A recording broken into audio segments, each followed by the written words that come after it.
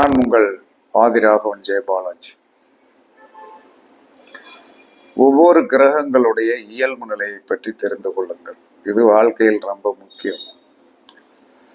சூரியனுடைய இயல்பு நிலை எப்படியாக ஜாதகத்தில் இருக்கும் அப்படிங்கிறது தெரிஞ்சுக்கிடுங்க.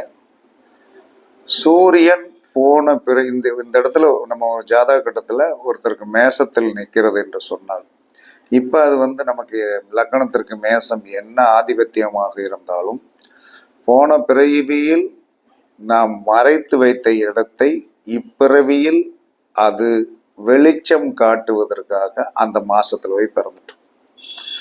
அந்த இடத்தை நாம் எக்காரணத்தை கொண்டும் மறைத்து வைக்க இனிமேல் மறைத்து வைக்க முடியும். உங்களுடைய ஜோதிட கட்டத்துல சூரியன் எந்த இடத்துல இருந்தாலும் அந்த இடம் போன பிறப்பில் நீங்கள் மறைத்து வைச்ச இடம்.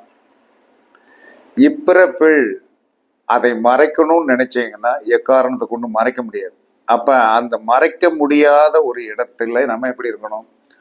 ஜென்டிலா இருக்கணும், டீசெண்டா இருக்கணும். ஏன்னா மறைக்கணும்னு நினைக்கிறது என்ன காரணத்திற்கு? மறைக்கணும்னு ஒரு மனிதன் நினைப்பது என்ன சொல்றான்னா, தன்னுடைய ரகசியத்தை மறைத்தான் என்று சொன்ன அதுல ஏதோ ஒரு மைனஸான விஷயம் இருக்குன்னா தான் மறைப்பான், இல்லைன்னா ஓப்பன் ஆயிடுவான். அப்ப போன பிறவியில் நாம் மறைத்து வைத்து இப்பிறவியில் அது நின்ற இடத்தை நாம் மறைக்க முடியாது. அது நின்ற இடத்தை அது நின்ற இடத்தை நம்ம தேடி போகணும். சூரியன் நம்மை நோக்கி வராது, அதை நோக்கி நம்ம தேடி போய் கையேந்தணும். கையேந்தினீங்கன்னா கண்டிப்பாக என்ன சொல்றான்னா, உங்களுக்கு கிடைக்க வேண்டியதை கொடுத்துருவாரு, இல்லையேல் கிடைக்காது. இதுதான் சூரியனுடைய உண்மையான ஆதிபத்தியம். அதற்கடுத்து சந்திரன்.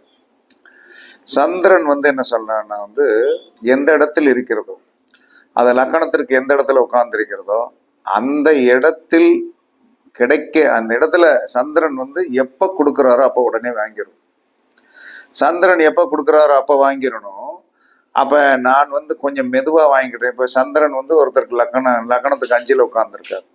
அப்ப குழந்தை கன்சீவ் ஆயிருது. இப்ப எனக்கு குழந்தை வேண்டாம் அப்படின்னு சொல்லிட்டு அந்த கருவை அழித்து நீங்கள் டிஸ்போஸ் பண்ணிட்டு இன்னும் 1 வருஷம் கழிச்சு உண்டாகலாம்னு நினைச்சீங்கன்னா, 1 வருஷம் கழிச்சு நீங்க உண்டாகணுங்கிற நினைக்கிற நேரத்துல சந்திரன் ஒத்துழைக்க மாட்டார். அப்ப சந்திரன் என்று சொல்லக்கூடிய கிரகம் இருக்கின்ற இடத்தில் கிடைக்கக்கூடிய வசதி வாய்ப்புகளை உடனே வாங்கிக்கிடும். நான் கொஞ்சம் நேரம் வாங்கிக்கிறேன், சாப்பாடு எனக்கு லேட் ஆகட்டும் அப்படின்னா சோறு என்ன செய்யும்? ஊசி போய்விடும், சரியாக இருக்காது. அதனால் சந்திரன் எந்த இடத்தில் இருக்கிறதோ அந்த இடத்தில் உடனே அவர் கொடுக்கும்போது கையேந்தி வாங்கிக்கிட்டு வந்துடணும். அதுதான் சாலச்சிறந்த அற்புதமான ரகசியம். பரிச்சித்து பாருங்க.